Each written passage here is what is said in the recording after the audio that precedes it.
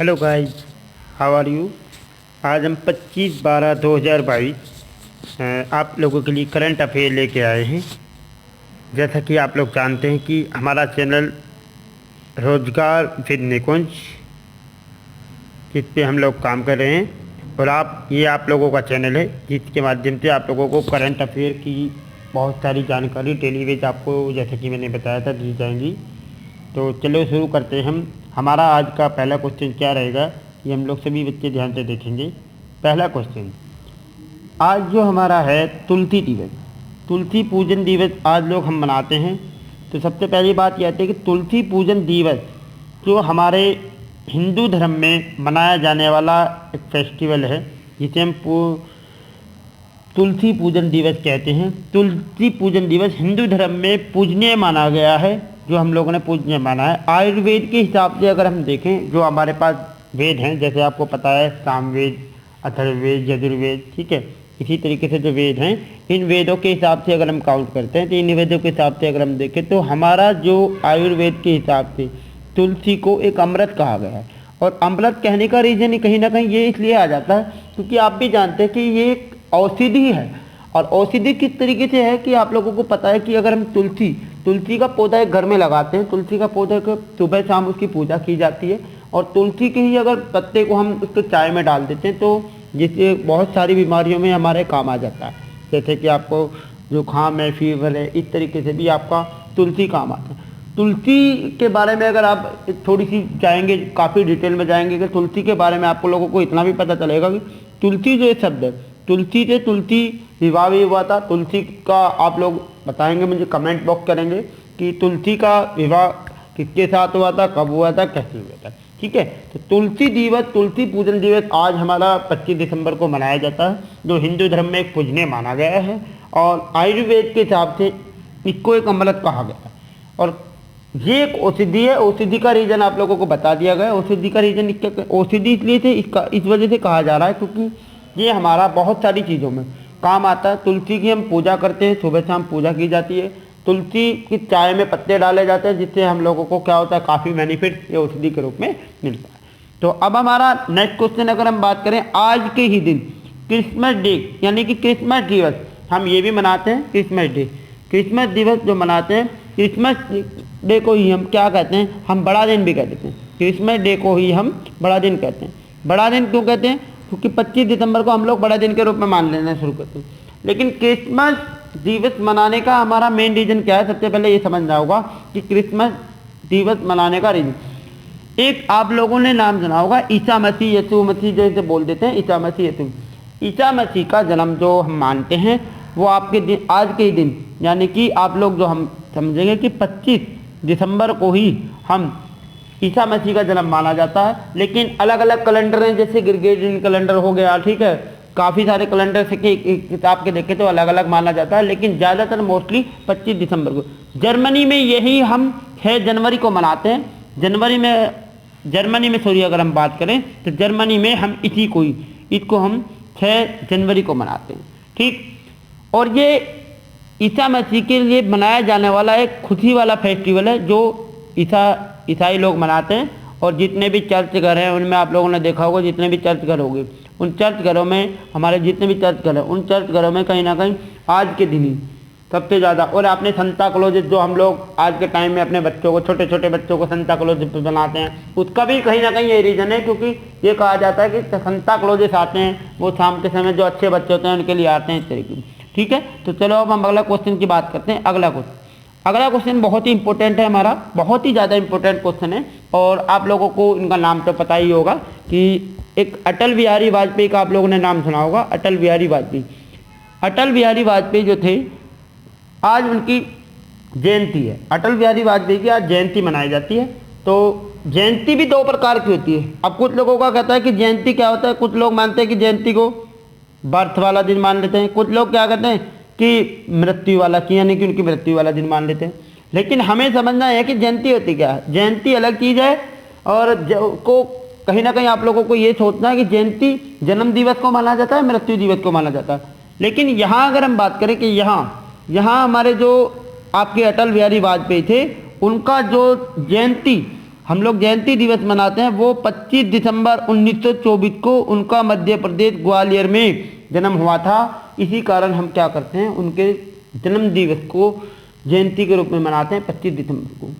और उनकी अगर मृत्यु की बात करें तो इनकी मृत्यु कहीं ना कहीं हम लोग जानते हैं कि इनकी मृत्यु जो 16 अगस्त, एक मिनट सभी बच्चे ध्यान से देखेंगे, 16 अगस्त को इनकी मृत्यु 2018 में नई दिल्ली में हुई थी। अभी जैसे इस तरीके से तो थोड़ा कन्फ्यूजन हो रहा है, एक मिनट। इसी तरीके से अगर बात करें, तीसरी बात करें, हमारे देश के 3 बार प्रधानमंत्री रह चुके हैं अटल बिहारी वाजपेयी। अटल बिहारी वाजपेयी जो हम जयंती मना रहे हैं, आज जयंती है, बहुत लोगों को नहीं पता होगा, पता होगा तो बहुत अच्छी बात है, आप लोगों को पता है। लेकिन अटल बिहारी वाजपेयी, मेन बात यह है कि अटल बिहारी वाजपेयी 3 बार 1996 में, 1998 में और 1999 में 3 बार प्रधानमंत्री रहे। और ये एक अगर पूछा जाए कि कौन सी पार्टी से थे तो सीधी सी बात है, ये आप लोगों को ध्यान रखना है कौन सी पार्टी थी। ये बीजेपी की पार्टी थी, बीजेपी की पार्टी से थे। और बहुत अच्छी बात है कि जो आप लोगों से मैं पूछना चाहता हूँ कि सभी बच्चे बताएंगे कि कोंकण रेलवे परियोजना, जैसा कि आप लोगों को यहाँ लिखा हुआ दिखाई दे रहा है, कोंकण रेलवे की शुरुआत अटल बिहारी वाजपेयी जी ने की थी, अपने शासनकाल में ही इन्होंने की थी। मेरा सवाल आप लोगों से ये है कि आप मुझे ये बताएं कि कोंकण रेलवे परियोजना, जो ये कोंकण रेलवे परियोजना है, ये क्या है, क्या हो रहा है इसमें। तो कोंकण रेलवे परियोजना अगर कोई बच्चा है तो वो मुझे कमेंट करके बताए जल्दी से जल्दी कि क्या कोई बच्चा जानता है तो बताएं। चलो ठीक है, मैं बात करता हूँ कोंकण रेलवे परियोजना आप लोगों को छोटा सा याद रखना है। आप लोगों को गोवा, महाराष्ट्र NH और तीसरा आपका कर्नाटक, ठीक है, ये आपके 3 राज्यों में चलाई गई थी कोंकण रेलवे परियोजना। अगर बात सही तरीके से बात करेंगे तो कोंकण रेलवे परियोजना आप लोगों को ये मोटा मोटा इस तरीके से याद रखें, क्वेश्चन एग्जाम के पॉइंट ऑफ व्यू से बनता है, जो आता है क्वेश्चन ये आता है कोंकण रेलवे परियोजना कहाँ से कहाँ चलाई गई। तो कोंकण रेलवे परियोजना आप लोगों को सीधा सीधा याद रखना है कि महाराष्ट्र से लेके और आपका कर्नाटक से चली गई। तो ये लेकिन इसके बीच में गोवा राज्य को हो जाती है कोंकण रेलवे परियोजना, ठीक है। कोंकण रेलवे परियोजना का रेलवे के इसके अंदर ये सुरंग भी है, कौन सी सुरंग है तो नाम बताएंगे, कितने किलोमीटर की दूरी पे जाती है, ठीक है। तो चलिए हम अगले क्वेश्चन की बात करते हैं, अगले क्वेश्चन पे हम चलते हैं। चलिए नेक्स्ट क्वेश्चन हमारा है, पंडित मदन मोहन मालवीय जी जो हैं उनकी जयंती भी आज मनाई जा रही है, आज उनकी भी जयंती है। अब हमारा आप लोगों से क्वेश्चन ये है कि ये बताएं सीधा सीधा कि जो पंडित मदन मोहन मालवीय जी की जयंती है, इनकी जयंती फिर वही बात आ जाती है कि 25 दिसंबर 1861 को इनका जन्म हुआ था प्रयागराज में। तो पंडित मदन मोहन मालवीय जी अपने आप में एक फेमस व्यक्ति हैं और रहे हैं अपने समय पे। उन्होंने एक भी शिक्षा सुधारक के रूप में काम करा है। बहुत बार सवाल यह आया कि काशी हिंदू विश्वविद्यालय, जिसे BSU के नाम से आज आप लोग जानते हैं, कि काशी हिंदू विश्वविद्यालय कि ये बताएं कि उसकी स्थापना कब हुई थी, सवाल ये आया हुआ है।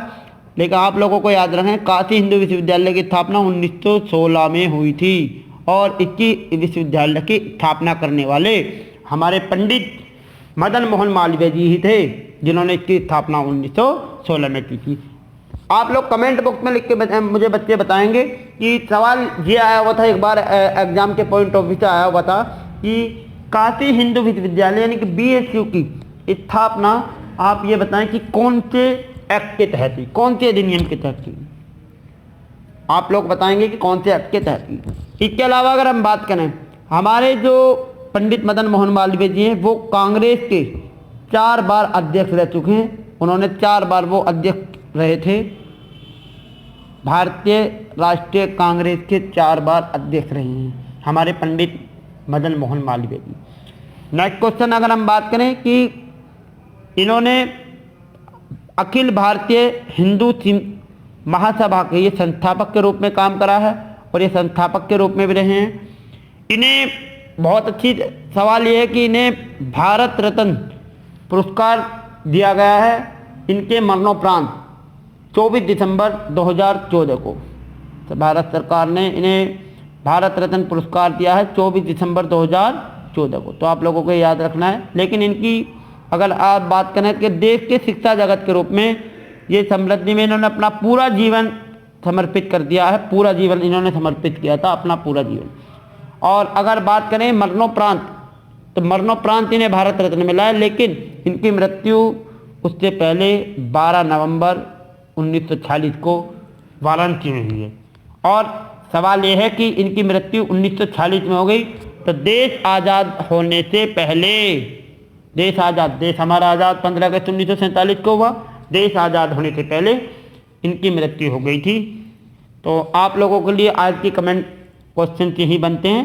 अब मेरा आप लोगों से, सभी बच्चों से एक ये रहेगा कि सभी बच्चे इस पेज को ज़्यादा से ज़्यादा यूट्यूब चैनल को लाइक करें, शेयर करें और ज़्यादा से ज़्यादा आप लोग बताएं कि आपको इस चैनल में और क्या चाहिए। किसी बच्चों को इंग्लिश में चाहिए या हिंदी में चाहिए। दूसरी चीज़, डिस्क्रिप्शन बॉक्स में मेरा आप लोगों को कमेंट टेलीग्राम चैनल का लिंक मिल जाएगा, वहाँ पे आप लोग उसको ऐड कर सकते हैं। उस पर जाके वहाँ पर आपको डेली की जो भी करंट अफेयर की PDF है वो आप लोगों को प्रोवाइड की जाएगी। ठीक है, ओके, थैंक यू।